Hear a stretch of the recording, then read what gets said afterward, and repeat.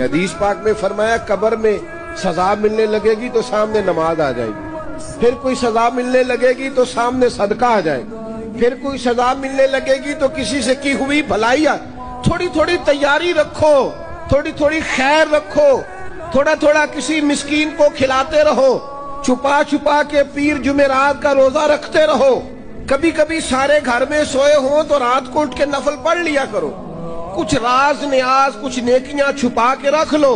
وہ بڑا کریم ہے، یہ جو چھپی ہوئی نیکیاں ہوتی ہیں ان پر بڑا ہی فضل فرماتا ہے، وہ بڑی مزیدار کام آ جائیں گی، ان کا بڑا نتیجہ نکلے گا، صبح قیامت بڑا اعزاز ملے گا، اللہ کے حضور پذیرائی ہے ان نیکیوں کی۔ اپنی آخرت کے لیے ان نیکیوں کو تیار کر کے رکھیں، اپنی بھی تیاری کرنی ہے، لیکن جو اپنے چلے جائیں نا ان کو بھولنا نہیں، وہ جو قبروں میں چلے گئے وہ ہمارے اپنے۔ کچھ قبریں نا بڑی شکایت کرتی ہیں، قبرستان جائیں تو قبریں شکایت کرتی ہیں کہ زمانہ گزر گیا ہے کوئی آیا نہیں۔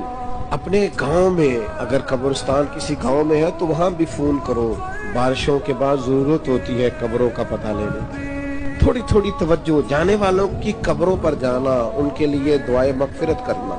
یہ ذرا حدیث پاک کی گہرائی دیکھنا کتنی ہے۔ نبی کریم علیہ السلام نے فرمایا ایک بندے کا اللہ جنت میں درجہ بلند کرتا ہے، تو درجہ تو بلند ہوتا ہے بندہ نیکی کرے تو آخرت تو دار الجزا ہے، وہ دار العمل ہے ہی نہیں، اب درجہ کیوں بلند ہو رہا ہے؟ تو بندہ عرض کرتا ہے مالک اب تو میں نے کوئی نیکی نہیں کی، اب میرا درجہ کیسے بلند ہوا؟ تو اللہ فرمائے گا تیرے پچھلوں نے تیرے لیے دعا کی ہے، بخش میں نے پہلے دیا ہے، لیکن اب جب وہ دعا کریں گے تو تیرے درجے بلند کر دیے جائیں گے۔ یہ جو ختم شریف ہے یہ ماہانہ یا سالانہ نہیں، یہ روزانہ، ہر روز کچھ نہ کچھ اصال ثواب، ہر روز دعائے مغفرت، ہر روز جانے والوں کو یاد کرنا۔ میں آپ سے ایک بات عرض کروں، مجھے آج تک کسی نے بلایا نہیں ختم کے لیے کہ میرے پردادا کا ختم ہے۔ آپ گئے کبھی کسی نے دعوت دی ہو پردادا جی کا ختم؟ بولو زیادہ سے زیادہ دادا، کوئی بڑی مشکل سے، ورنہ والد تک لوگ رہتے ہیں۔ کیوں بھول گئے ہم نسل نہیں ہے ان کی؟ پردادا نہ ہوتے تو دادا ہوتے تھے، ہم بھول جاتے ہیں اپنے بڑوں کو۔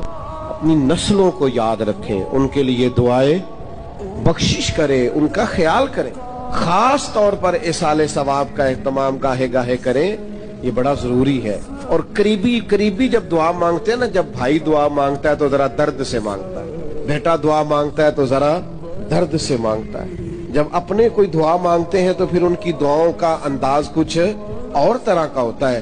ایک